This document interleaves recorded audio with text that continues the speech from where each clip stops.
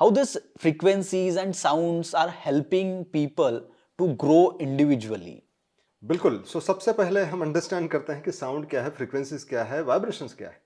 Well, sound तो हम जानते हैं, हर एक चीज़ हम बचपन से साउंड सुनते आ रहे हैं, जैसे आपने बताया। और ये पूरी दुनिया जो है ना, साउंड के चलते आई बनी हुई है। मतलब बिग बैंग थ्योरी कहती है कि ऐसा कुछ साउंड हुआ कि जिसके चलते ये दुनिया का निर्माण हुआ। हमारे वेद उपनिषद भी वही बात करता है कि एवरीथिंग इज साउंड। बाइबल कहते हैं कि देयर वाज वर्ड।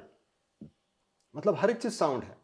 और इस साउंड को कैसे मेजर करता है, उसकी क्या फ्रीक्वेंसी है, और हर एक साउंड अलग अलग चीज़ के लिए अलग अलग साउंड होती हैं, उसके वाइब्रेशंस अलग होते हैं।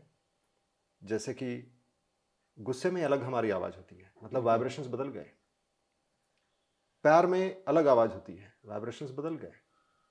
हर एक ही साउंड को जब हम बदल देना उसकी फ्रीक्वेंसी, तो उसको वाइब्रेशंस, बदले हुए वाइब्रेशंस कहते हैं। मतलब पानी की अपनी वाइब्रेशंस है, लेकिन अगर पानी की फ्रीक्वेंसी को बदल देना तो वो बर्फ बन जाता है, या बाफ भी बन सकता है। एक ही पानी, वही पानी, बस फ्रीक्वेंसी बदल दी। तो यहां तक कि कुछ एक्सपेरिमेंट्स ऐसे हैं कि गिटार की फ्रीक्वेंसी को बदल दो, उस एक्सट्रीम में लेके जाओ कि कांच टूट जाता है। Scientifically proven, yes. तो इसका मतलब साउंड क्या असर कर सकता है हमारे शरीर के ऊपर।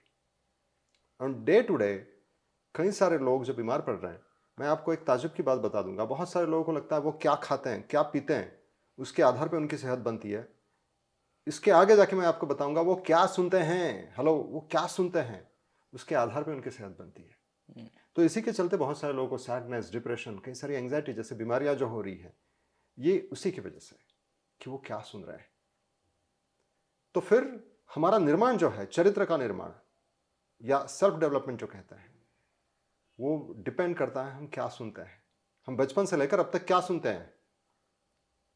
मैं आपको एक सिंपल सी बात पूछता हूँ कि जो लोग हार्ट ब्रोकन जिनका होता है, वो क्या किस टाइप के सॉन्ग सुनते हैं। अरिजीत सिंह के जो आई बिल्कुल गेस बिल्कुल। दर्दी हो यार, दर्दी हो। नहीं, मैंने मतलब सुना है ये। हाँ, मतलब बोलते हैं ना हम, दर्दी हो यार, बिल्कुल राइट मेरे राइट मेरे राइट दर्द राइट और इसका दर्द मैच हो गया। Right right right. तो बेसिकली हम वही सुनते हैं जो मेरे से मैच करता है। इसको हम रेजोनेंस या वेवलेंथ कहते हैं। दो दोस्त भी है ना, जब उनकी वेवलेंथ मैच होती है तभी जाके दोस्त होता है। दो स्मोकर्स एक दूसरे को अट्रैक्ट करता है, एक दूसरे को जानते तक नहीं, वो सीधा पूछते हैं कि डू यू हैव सिगरेट, क्या डू यू हैव लाइट। ये क्या है, basically they understand the frequencies. हालांकि they do not understand the science behind frequencies and sound, but yes, knowingly unknowingly it is all happening. We get in tune with the people, those who resonate with our frequencies. और बचपन से अगर मैंने ऐसे ही song सुना होगा, sad song सुने होंगे, और possibly I have expose to the sound which is not helpful. ऐसे साउंड को मैं अगर एक्सपोज किया हूं मैंने, या ऐसे साउंड की जो साउंड बीमारी को पैदा करे, तो इसी के चलते इन साउंड को रिप्लेस करना बहुत जरूरी बन जाता है। तो साउंड एंड फ्रीक्वेंसीज के जरिए आप जो है, आपको जो फ्रीक्वेंसी चाहिए उस फ्रीक्वेंसीज को आप ला सकते हैं आपके जीवन में, और जो आपको रिजल्ट चाहिए वो भी आप अपने जीवन में पा सकते हैं। Right right. मतलब जैसे कि आपने बोला कि जो भी फ्रीक्वेंसीज या जो भी साउंड्स हम लोग बचपन से सुनते हैं वो हमारे ऊपर इम्पैक्ट करते हैं एज एन ह्यूमन बीइंग, कैसे हम लोग ग्रो कर रहे हैं खुद को। एग्जैक्टली तो इसको हम लोग रिवर्स भी कर सकते हैं क्या? एग्जैक्टली, यही बात है। सो बेसिकली बात ऐसी है कि चाइनीज फिलोसोफर कन्फ्यूशियस कहते हैं कि आपको अगर किसी व्यक्ति को जानना है तो देखिए कि वो क्या साउंड सुनता है, किसी शहर को जानना है तो देखिए कि पूरे शहर में क्या म्यूजिक बजता है, पूरे कंट्री को जानना है तो देखिए कि वो क्या म्यूजिक प्ले करता है। और अगर ये म्यूजिक को अगर बदल दे जाए तो रिजल्ट्स भी बदले हुए मिलेंगे, पर हमें पता ही नहीं है कौन सा म्यूजिक प्ले करें। वो अगर हमें समझ में आ जाता है कि मेरे लिए क्या इंपॉर्टेंट है, बस बात बन जाती है। As simple as that. Okay, तो वो कैसे समझे कि मेरे लिए क्या सही है? जी, अभी बात ऐसी है कि आप जो मुझे सवाल पूछ रहे हैं, you are asking me about clarity. Right. The clarity कैसे है, मैं आपको पूछना चाहता हूं कि अगर बहुत ज़्यादा साउंड है, क्याओस है, तो वहां पे क्या हमें शांति महसूस होगी? नहीं। वैसे ही क्लैरिटी बहुत ज़्यादा क्याओस में नहीं आती। Vibration creates to thing, clarity और क्याओस, क्लैरिटी और क्याओस, क्लैरिटी और क्याओस। और अगर बहुत ज़्यादा वाइब्रेशन है मेरे अंदर तो मेरा लाइफ ही क्योटिक बन जाता है। ऐसे में मुझे समझ में नहीं आता मुझे क्या चाहिए, मुझे क्या चाहिए मुझे नहीं समझ में आता, मुझे सामने वाले को क्या चाहिए वो भी नहीं समझ में आता, या कभी कभी सामने वाले को बात समझ में आती है, मेरी बात नहीं समझ में आती। There are people, Mangesh ji, मैंने ऐसे ऐसे लोगों से बात करी है, those who are like they are counsellors, they understand others but they don't understand their own selves. इसकी वजह क्या है? Because there is huge chaos, and this chaos is nothing but the sound. Number of sounds are running behind. तू ये नहीं कर सकता, तू ये कर सकता, तू ये नहीं कर सकता, तू वो कर सकता। Number of sounds are playing behind.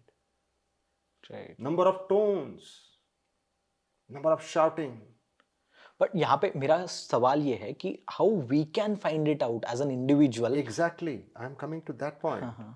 जब chaos है तो आप कैसे पाओगे इस आंसर का जवाब? जब तक chaos है तो कैसे क्लैरिटी आएगी? इसके लिए हमें क्लैरिटी चाहिए, and clarity is not number of things, clarity is minimalistic.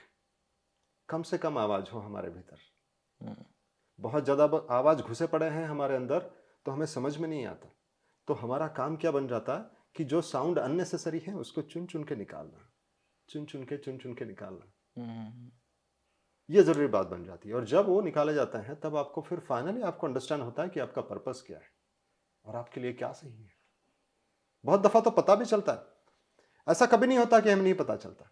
बहुत दफा पता चलता है कि हमें क्या चाहिए, पर उसके साथ में और भी आवाजें आ जाती है अपने ही मन से, और हमारा मन हमें मिसगाइड कर देता है।